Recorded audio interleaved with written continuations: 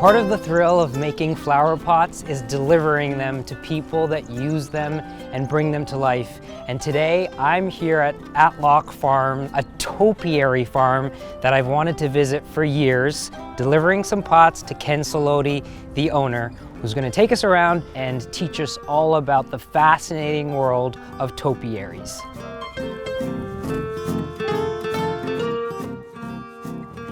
Come on, Pete. It is a pleasure to meet you. Nice to meet you. And I've heard so much about you. You are an authority on topiaries. And Ken ordered a couple of pots from me, some face pots that I've been making with Guy Wolf. And this is what they look like. Oh, they're great. You asked for a pair, and I picked the two that look like they're a set. Well, I asked for a pair because a lot of topiaries are almost best in pairs. But every so face is formal. kind of different, so you can name them. Like. All right. This guy's a little sleepy, and this guy's wide awake. Yeah, exactly. I love them. Thank you. I think if we said topiary, it's a word that people have heard before. Right. But technically, what is a topiary? Like, what's the definition of a topiary? I think it's a plant that's grown and managed to be in a shape that it wouldn't grow in of its own accord. Okay. All right, so there's no plants that grow up and then turn into a ball. Mm-hmm. This is not a really great ball, but the idea is that it turn into a perfectly round sphere, Mm-hmm. or cone, Okay. or square, or chicken, peacock. You know, Yeah. a plant that's grown into a shape that it normally wouldn't grow in. Okay. So the hedges outside your home Yeah. are topiaries. The forsythia bushes in every strip mall parking lot that are made into round balls, topiary. Like the Edward Scissorhands dinosaur? Yes, topiary. You either do nothing with the plant, Yep. or you do something with the plant. And as soon as you're doing something with the plant, you're making topiary. So Ken, this is like a magical place for me because I don't know anything about topiaries, but I've been fascinated by what they look like in books and magazines. Right. And here they all are. Can you show us around, Happy to. please? Happy to. Thank you. This is a cone-shaped one, Yeah. and then this is a standard. And they When, could be. when it's called a standard, it means it's on a tall, narrow It's stem? generally one stem with one ball. Okay. So we have myrtle over here, which I recognize. Right. So So these, this is a smaller version of that. does it mean it's just younger? No, it means that we've trained it to be smaller. Why?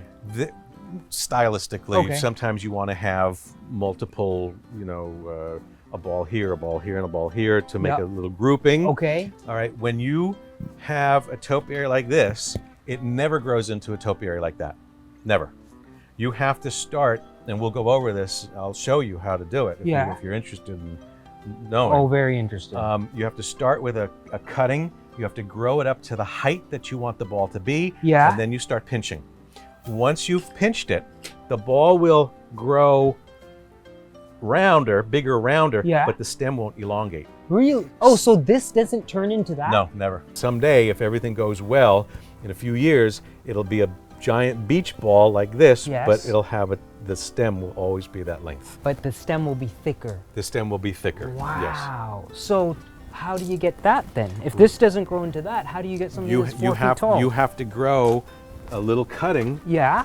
all the way up, removing branches and leaves that are superfluous, always leaving a little tuft of foliage Yeah. to continue the photosynthesis process. But as it keeps elongating, you take off a little bit more, it elongates, you take off a little bit more, and you keep doing that until you get it to the point that you want it, 3 feet, 4 feet, 6 feet. Once it gets there, then you pinch it and you allow the side branches to start growing and forming the head. So this is what I don't understand. This pinching thing. Yep, You're saying there's a tuft that you leave. yep. And it's growing. Well, isn't this a tuft? Like, isn't this just Yeah, a tuft? but it's a tuft, but that's been pinched. The central leader has been pinched out of it. So what was growing at the tip of this? You're saying? it was one shoot, Yeah. one single shoot, Yeah. with a little growth point, Yeah. and you allow that growth point to keep elongating, then pinch it, and then you've pinched it out, so it's no longer elongating. All of that energy that the plant was using to grow up now has to grow this way. You'll never get that middle part back? You'll never get that middle part back. So these are the three These myrtles. are 3 tiers. So as that little plant is growing up, as it passes an area that you predetermine, you allow several branches to exist there. Everything below it comes off. Everything above it starts coming off, but you always have to leave a little like tuft to allow to grow up, and then it passes through another area, and then it gets to the top, and then you can put the head on it. Okay. And then you establish that as the top. And then you establish that as the top. You can do as many balls as you like. Yep. You can have, for instance, on these 4 footers, you can have 7 balls going up, whatever floats your boat. This one's about to explode into flowers. So they flower. Yeah, it's going to turn into a big white ball. It's beautiful. This is what I've seen in magazines before. Right. Never in the flesh, and I like this is like blowing my mind that this is actually real. So something like this, how old is this plant? About 5 years. 5 years. Yeah. And you started it as a baby? With a little cutting. They all start life like that. Wow. So you grew this from this? Yeah. 5 years ago? Yeah. Do you get sad when you see them leave? No.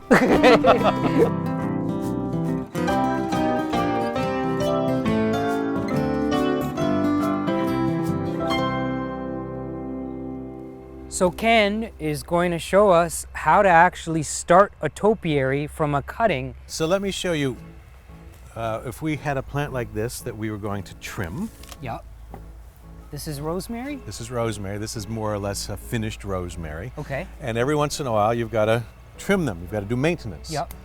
We cut in silhouette so that we can see what's sticking out from the ball, and you keep refining the shape. So now we have all of these. We've got all these cuttings. And we can use these to propagate new topiaries? New topiaries. So we want to cut off the bottom branches, and then you want to cut just below where the leaves were attached. So you want the little stump to be just below that node, because the cellular material that's going to push out the roots the best is located right where the leaves were attached. Okay. And then just touch the end of it to rooting hormone. And then we use moist rooting medium. But you could use soil or you perlite? could use soil, perlite, sand, a mixture of the two. A lot of those things work. Just to start the cutting?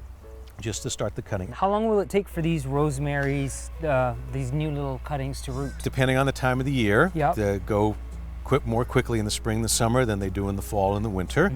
But it's going to be at least a month. Okay. And then when they root, they'll start getting more robust. And wow. So we just did these today. This is like a month later, and then how old is this right here? This is maybe 2.5 months. Okay. After the whole, maybe 3 months ago, the process started. Beautiful. So there's a nice plant. Now you can see that this plant is growing straight up. All right, and everything's fine. This one is already gotten to a point and an age where it's starting to fall down on itself a little bit. So before it starts doing this, or even worse, we want to start working with it. Now, this is an unpinched cutting. Remember, we didn't pinch the tops out of any of these cuttings, so that top is still there. It's still piling new growth on top of itself. It's also gotten to a point where it's mature enough to start doing side branches. Okay. These side branches, notice, no side branches. Yep, just one thing at the top. And they just don't not grow. You have to take them away. Because if you didn't take them away, the plant would spend a lot of energy and time growing side branches, and to the detriment of growing straight up. It would become this bush. So we go in and we clip away side branches right against the stem, as close to the stem as possible. We don't want to leave any little stubs. I want to take off the side branches, but I want to leave leaves because we can't cut away all the leaves or it won't photosynthesize. So now they've got to be staked as straight up and down as we can, and push it down to the bottom of the pot, and there we go. And then we tie with raffia. We use raffia because raffia rots. Eventually, raffia will become weak and break. Now, we have to determine whether or not this will be a 10-inch topiary or an 18-inch topiary or a 24-inch topiary. We have to decide that. If it's going to be a 24-inch topiary, like this, we have to allow that central leader to continue to do its thing, and it's going to continue to add more and more growth up the top of the stem. But just as it was doing here, side branches were coming out. So as it adds height, if there are any more side branches, and there will be, they have to be taken away. Okay. Now, we allow this process to continue, a little growth, a little removal, a little growth, a little removal, until it gets to the height that we want it to be. Then we have to form the head. The central leader is still there, and it still wants to grow up in a straight line. We have to take away the central leader. And now everything that's left will start growing branches. Okay. All right. And what we want to do is we want to have 3 sets left. 1, 2, 3. Right. Okay. Because now that we've taken out the central leader, Yeah. we're going to force the plant to grow from where the leaves are. So, in time, 2 branches will grow from there. And then 2 branches are going to grow like this and this. Right? And then 2 2 branches. You could already see the 2 branches coming from the top. Right? And that's going to fill it out. And it's at that point that you come in with your paper scissors. You know, it's no longer necessary to go back and count. You know, you've got enough of a head going on there to come in and start clipping away. It is mathematical. It is, but don't tell people that because you'll scare them away. But that is how you created the round shape. Yeah. Because you thought about every leaf, every set. It wasn't just randomly. It wasn't just random. A lot of people think, well, if 3 sets is good, I'm going to leave 7 sets. That's what I would have done. And what happens is 7 sets stretches out the top of the topiary along that stem. So you start growing a football more than a ball. Yeah. And you'll eventually get a ball out of it. Yep. But you don't want to eventually. You want a ball now, Yep. and you want a ball in 3 months, and you want a ball in 3 years. So start out the right way. So here's the thing. I don't want to say this out loud. Uh-oh. But all my friends and relatives that have bought a small standard myrtle topiary says, and I killed it. And I've killed about 12. They need to be constantly moist. The soil always should feel damp and cool to the touch. Okay. And don't feel it with your fingertips because your fingertips are not as sensitive as the backs of your fingers. So, oh really? Yep. See the difference. So go like this? Yeah. Then you can feel the difference. It's like night and day. So they always have to be damp. Yeah, and the ones in small pots dry out so much faster than ones in large pots. Okay. So you really have to be on top of these all the time. And as they grow, as the plant gets bigger, if you're successful, and you have a routine, like I do it every 3rd day, and I use this much water. As that plant grows in size, if you don't modify your growing technique, it's going to be underwatered. So as this plant matures and gets bigger, if you stay with the same routine when it was this size, it's going to die. Would you say openly that they're finicky plants? Some of them are very finicky, and some of them are not. I have this desire to take one of these home. Yep. But I'm so scared of killing it.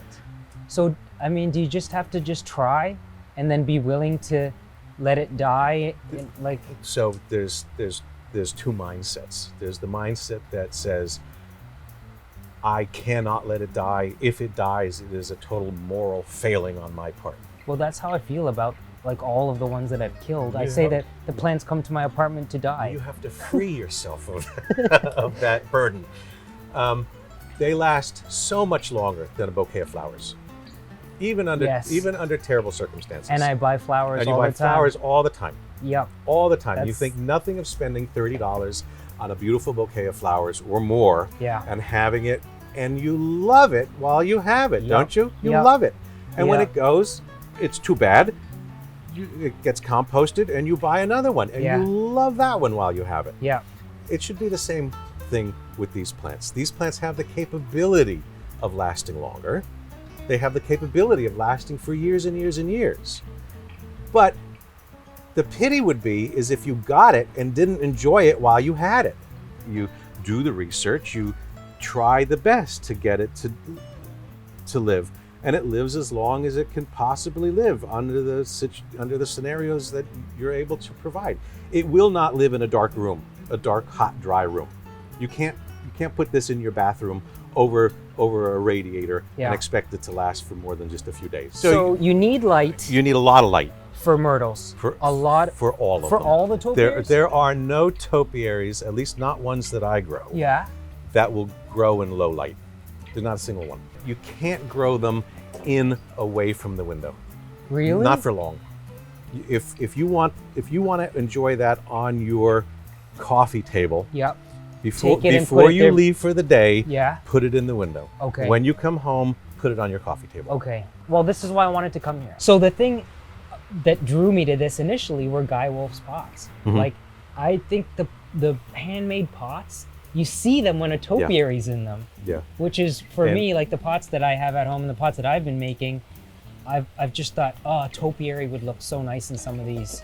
They do, and it makes a huge difference. Just putting a topiary in any pot. For instance, behind you there's some multiple tiered, right? Like, And it's nothing. I mean, people look at that and they don't want to buy that. Yeah. And then you put it in a pot, yeah, like, and all of a sudden it elevates it to this this and then- magnificent thing. look at these. I mean, the plants are magnificent, but you're right, the pots. It makes a huge difference putting it in the right pot. This is spectacular. Did Guy tell you that I bought his first firing of pots? Well, he said to say hello to you. When I told him that I was coming up here, he's like, "Oh wow, that like he goes way back." Yeah, way back. Yeah.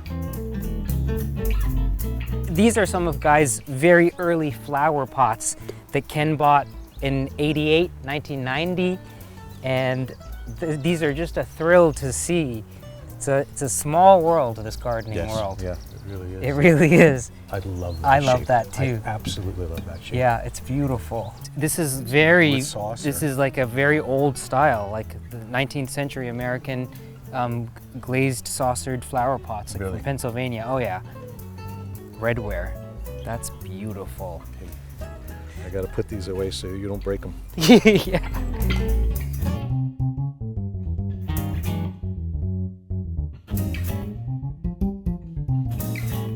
Greenhouses are like magical spaces. They really are. I Yeah. can't imagine Being without them, being without a greenhouse, especially in February. On a sunny day in February, you're in here. it's heaven. So cardinal. Cardinal? That was fun. Little visitor.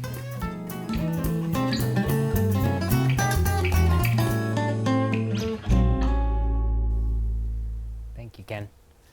You're very welcome. Thanks for coming. It's a magical place.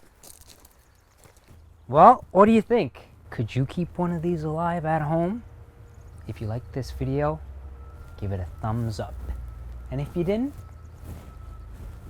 you know, can't please everybody. I try, but I can't.